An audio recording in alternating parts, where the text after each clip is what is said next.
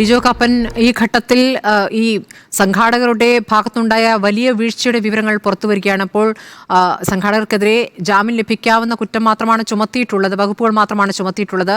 അവർ മുൻകൂർ ജാമ്യം തേടി കോടതിയെ സമീപിക്കുകയും ചെയ്തിരിക്കുന്നു എന്നുള്ള വാർത്ത നേരത്തെ വരികയും ചെയ്തിരിക്കുന്നു.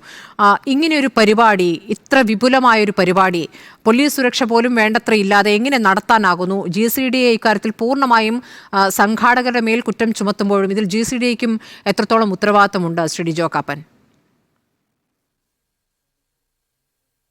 ഒരു MLA ആയ ഉമാ തോമസിന് ഇത്തരത്തിലൊരു അപകടം ഉണ്ടായതുകൊണ്ടാണ് മാധ്യമ ശ്രദ്ധ ഇത്രയും കിട്ടുകയും സർക്കാർ ഉണർന്നു പ്രവർത്തിക്കുകയും ചെയ്ത് ഇന്ന് കേരളത്തിൽ അറിയപ്പെടുന്ന ന്യൂറോ സർജനായ കോട്ടയം മെഡിക്കൽ കോളേജിലെ ഡോക്ടർ ജയകുമാറിൻ്റെ നേതൃത്വത്തിലുള്ള ടീം ഇന്നലെ രാത്രി തന്നെ അവിടെ വരികയും ഞങ്ങളൊക്കെ അവിടെ ഉണ്ടായിരുന്നു.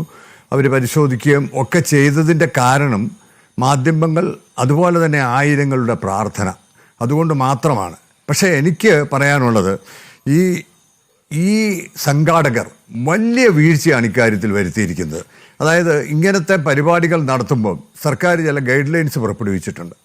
500 പേരിൽ കൂടുതൽ ഉള്ള യോഗങ്ങൾക്ക് എന്തൊക്കെ ചെയ്യണം എന്നുള്ളതിനെക്കുറിച്ചൊക്കെ.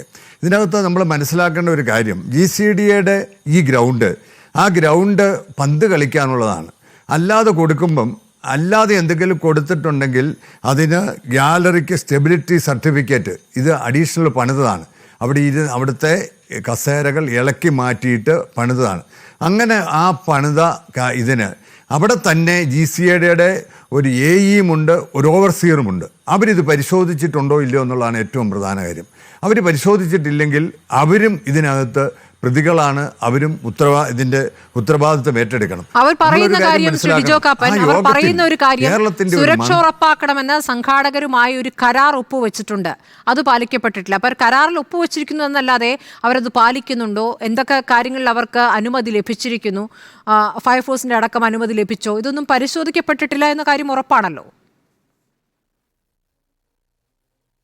അല്ല, അത് പരിശോധന നടത്തേണ്ടത് ഇവരാണ്. അവിടുത്തെ GCDAയുടെ ഒരു AE ഉണ്ട്, അവിടെ ഒരു ഓവർസിയർ ഉണ്ട്. അവർ ഫിറ്റ്നസ് കൊടുത്തു കഴിഞ്ഞാൽ മാത്രമേ ഉള്ളൂ പിന്നെ ഫയറിൻ്റെയും ഒക്കെ പെർമിഷൻ ഇവർക്ക് കിട്ടുകയുള്ളൂ. അതോടൊപ്പം തന്നെ നമ്മൾ മനസ്സിലാക്കണം, ആ യോഗത്തിൽ കേരളത്തിൻ്റെ ഒരു മന്ത്രിയുണ്ട്, ഒരു MLA ഉണ്ട്, ഒരു ADGP ഉണ്ട്, ഒരു അസിസ്റ്റന്റ് കമ്മീഷണറുണ്ട്. ഇത്രയും VIPs പങ്കെടുക്കുന്ന ഒരു യോഗത്തിൽ ഇത്രയും ഇപ്പം നമുക്ക് മുമ്പേ സംസാരിച്ച ആ നർത്തകി പറഞ്ഞത് വെച്ച് അവിടെ കൂടുതൽ കലാമിറ്റി ഉണ്ടാവേണ്ടതായിരുന്നു. മാത്രമല്ല അവർ പറഞ്ഞതുപോലെ ഞങ്ങൾ ഇന്ന് ഇവിടെ പരിശോധിച്ചപ്പം ആ സ്റ്റേജ് സ്ലോപ്പായിട്ട് കിടക്കുക. ഭരതനാട്യം കളിക്കുന്ന സ്റ്റേജ് ഒരിക്കലും അങ്ങനെ ആയിരിക്കരുത്. മാത്രമല്ല ഞാനൊരു കാര്യം പറയാം, 2015 ഗവൺമെൻറ് ഇതിനെക്കുറിച്ച് വ്യക്തമായ ഒരു സർക്കുലറുണ്ട്. സ്റ്റാൻഡേർഡ് ഓപ്പറേറ്റിംഗ് എങ്ങനെയാണ് ഓർഡിനൻസ് പറയപ്പെടുന്നത്? 2015 standard operating of coordinating for event organisation in view of disaster preparedness എന്ന സർക്കുലറിലെ നിബന്ധനകൾ ഒന്നും ഇവർ പാലിച്ചിട്ടില്ല. പ്രസ്തുത സർക്കുലറിൽ 28ാമത്തെ പേജിൽ 8ാമത്തെ ഐറ്റം അത് ഉദ്യോഗസ്ഥരെ കുറിച്ചാണ് പറയുന്നത്. അവിടുത്തെ ഡെപ്യൂട്ടി കളക്ടറുടെ സാന്നിധ്യത്തിൽ അവിടുത്തെ ബന്ധപ്പെട്ട മുഴുവൻ ഉദ്യോഗസ്ഥരുടെയും യോഗം വിളിച്ചുകൂട്ടി വേണം ഇത്തരത്തിൽ 10,000 പങ്കെടുക്കുന്ന ഒരു ഇവൻ്റ് സംഘടിപ്പിക്കാൻ. അതിനകത്ത് 30ാമത്തെ പേജിൽ പറയുന്നുണ്ട്, അതിനകത്ത് 6ാമത്തെ ഐറ്റം പറയുന്നുണ്ട്, ഇങ്ങനെയുള്ള സ്ഥലങ്ങളിൽ എല്ലാം CCTV ക്യാമറ വെച്ചിരിക്കണം. എന്തെങ്കിലും കലാമിറ്റി ഉണ്ടാകുകയോ അല്ലെങ്കിൽ മറ്റ് പ്രവർത്തനങ്ങൾ, നമുക്കറിയാം ഇങ്ങനത്തെ വലിയ യോഗങ്ങളൊക്കെ നടക്കുന്നിടത്ത് മദ്യപിച്ചൊക്കെ എത്തുന്ന ആളുകളുണ്ട്. അപ്പോൾ അങ്ങനെയുള്ള ആളുകളുണ്ടെങ്കിൽ അവരെ ഐഡൻറ്റിഫൈ ചെയ്യാൻ CCTV ക്യാമറ വെച്ചിരിക്കണം എന്നൊക്കെ പറയുന്നുണ്ട്.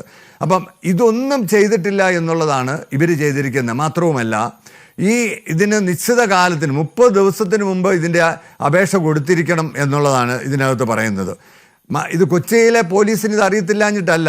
കൊച്ചിയിലെ police 2012 safeguard secure for Kochi എന്ന് പറഞ്ഞ് IMA ഹാളിൽ 2012 അവർ ഒരു സെമിനാർ നടത്തുകയും അതനുസരിച്ച് കൊച്ചിയിലെ അപകടങ്ങൾ എങ്ങനെ കുറയ്ക്കണമെന്ന് 2015 കേരള ഗവൺമെൻറ് ഇത്തരത്തിലൊരു സർക്കുലർ ഇറക്കുന്നതിന് മുമ്പ് തന്നെ കൊച്ചിയിലെ പോലീസ് ഉദ്യോഗസ്ഥന്മാർ കണ്ടെത്തുകയും അതനുസരിച്ചിട്ടുള്ള സെമിനാറുകളും സിമ്പോസിയങ്ങളും നടത്തി ഒരു ബോധവൽക്കരണം നടത്തുകയും ശരി ശ്രീ ഡിജോ കാപ്പൻ, ഇപ്പോൾ വരുന്ന ഒരു വാർത്ത ശ്രീ ഡിജോ കാപ്പൻ, ഈ മൃദംഗ വിഷന്റെ CEO അറസ്റ്റിലായിരിക്കുന്നു.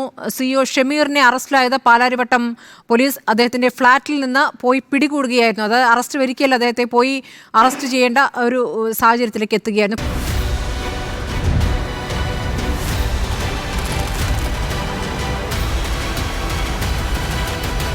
Debate with Smriti Parathikkad.